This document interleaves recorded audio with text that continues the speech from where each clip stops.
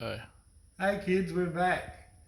We've been flat out working on the COVID concrete and COVID kilos, especially for me. But the good thing is we're back racing now, so we've actually got something to talk about and a few things to show you in the shed. Some of you may have seen a few posts we put up. The boys have changed the Torrey back over to slicks now, so even though it's pretty much a similar size to the radial we were running, they just weren't having. If you're not having fun doing your hobby, don't do it. Change it up a bit. So they've put the slicks on there, gone back to more of a conventional 4-link setting, and the cars just go down the track every time. They've done little PBs every lap, and the main thing is they're enjoying themselves, and they'll go back to the radials sometime real soon. But I think they really just want to fast track the development of the car and get it to its optimum so we can go to the next stage of upgrades and just keep improving our ETs as we go along. But yeah, so it's got 11.5-inch slick on there, and of course when we change to the slick we need to get some wheelie bars on the car, and we've been so busy we didn't have time to do it, so we're really grateful that Lauren at Black Magic, we dropped the car off to them. They had a second-hand wheelie bar there, done us a great deal on that. And in one day they knocked up these nice mounting brackets, and they're pretty amazing, these guys. Everything is they cut all their own brackets on site there, and they fillet all the tubes out, and makes our work look like shit really, but really great job. Good price, done it all in one day, like I said, and we got on the track in no time and started plugging away. So yeah, the car's down to an 836, 162 mile an hour. We're going to up the launch RPM this weekend and try and nip away at a little bit more improvements, and then we're going to increase the boost the meeting after that, and hopefully work our way down to maybe 820s and 8.1, which would be fantastic for the combo we've got in the car. So that's what the plans for this one. We do have another little Japanese piece here we're playing around with. If anyone's interested in that, we can do some stuff on that. So if anyone's keen, put it in the comments and we'll do a little story on that at some stage. Another thing we're mucking around with the Tirana.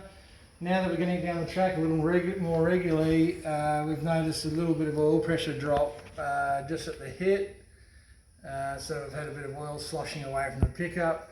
So we took this down to Todd. We took an original sump down to Todd at Rotomotion. Great fabricators, those guys. They can make your petrol tanks, sump modifications, surge tanks, you name it. Really great fabricators, and we dropped this off to Todd. He's increased the volume of the sump by 6 litres, or we can run the original amount of oil if we like, but it'll be far more protected because he's left the original base of the sump in there. So the oil will be trapped down in that lower section like that, and there's no way that oil's going to slosh up away from the pickup and have any oil pressure drops. So it was only a very slight drop in the oil pressure, but as we set the car up, it's going to be worse and worse. So it's something we want to get onto. We'll have that on for the next meeting, but that's something we want to get onto right away, because as we step it up and as we increase the launch RPM, that could become more of a problem, and you don't want to be jumping shit. So that's the Torrey sorted. The Dragster, Casey debuted and done her first meeting in the Dragster at the grand opening. She did really well, drove the wheels off it, got to the final, got great reaction times, and basically in the final we just didn't quite get the dial in right, only because we have never run the car at night.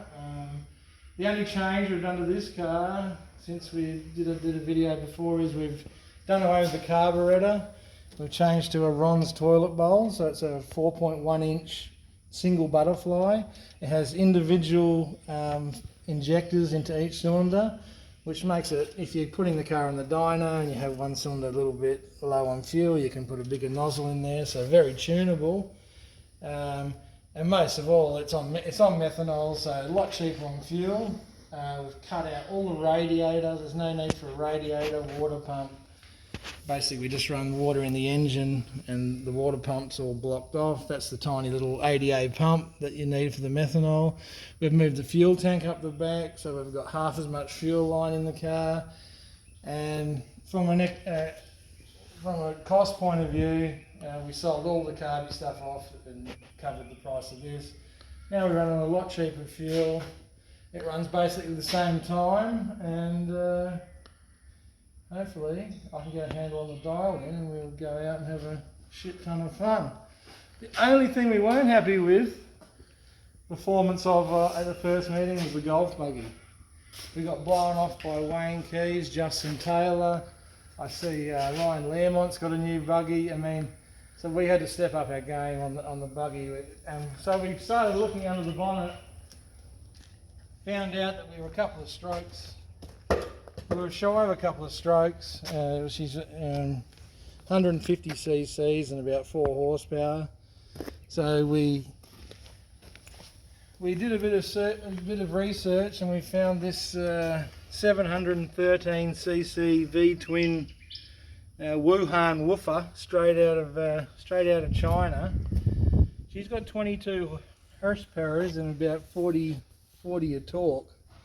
We've whacked that in there, made this custom exhaust system, bogged it on like Cletus does. It's got an old KX450 exhaust that we had in stock here, and I'll tell you what, this thing is going to get the dogs chewing. It is a weapon. It's going to tow our drag so nicely, and I hope the Andrews stewards don't have any speed guns out on the return road, because she is a beast now. So that's all fixed up. One other thing we did while we were in the off season, we built a new trailer for the Torrey and a place for the buggy to go. And I got to do a big shout out to our good mate Cole Palmer. He sponsored us all the steel for it. Been a good mate of ours for a long time. Really appreciate Cole. And we actually bought the Torrey off Cole maybe 13 years ago. So great bloke. Thanks very much. And hopefully see you down the track this weekend. If you're down, drop in, say good day. See you then.